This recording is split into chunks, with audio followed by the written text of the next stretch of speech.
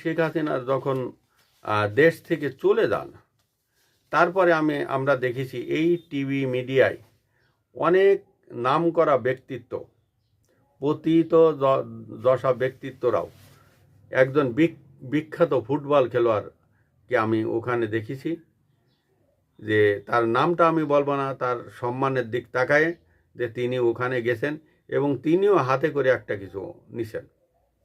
আমি অবাক হয়ে যাই, একজন ফুটবলারের এই ধরনের, একজন খেলোয়াড়ের এই ধরনের মন মানসিকতায়।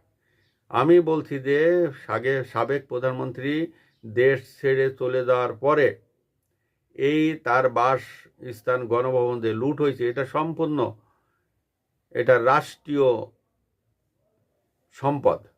এই রাষ্ট্রীয় সম্পদ যেভাবে লুট হয়েছে এবং একজন ৭৬ বয়সী মহিলার অন্তর্বাস নিয়ে যেভাবে সেখানে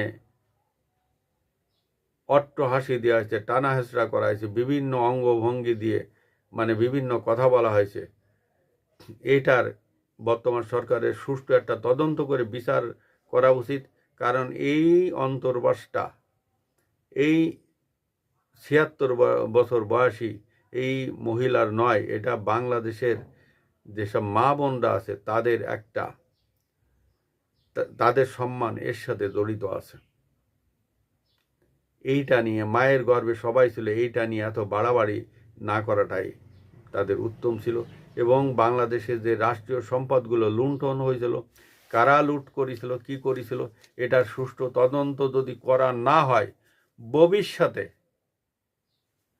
এইটা নিয়ে আরও লুট হবে। আজকে যদি গণভবনের লুটের বিচার না হয়, তার ভবিষ্যতে যে আরও ২০ বছর ৩০ বছর বা ১০ বছর পরে এই লুটের সাম্রাজ্য ফিরে আসবে না, তার কোনো গ্যারান্টি নাই।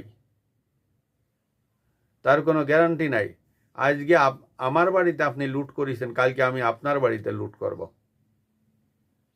আমি বর্তমান সরকারকে বলবো, এই লুটের বিচার আপনারা একটা তদন্ত কমিটি করেন, তদন্ত কমিটি করে এই লুটের বিচার করেন, যারা দোষী সাব্যস্ত হয়েছে তাদের বিচার করেন, নতুবা ভবিষ্যতে আরও বড় ধরনের, এর থেকে বড় ধরনের কোনো কর্মকাণ্ড হয়তো ভবিষ্যতে হবে।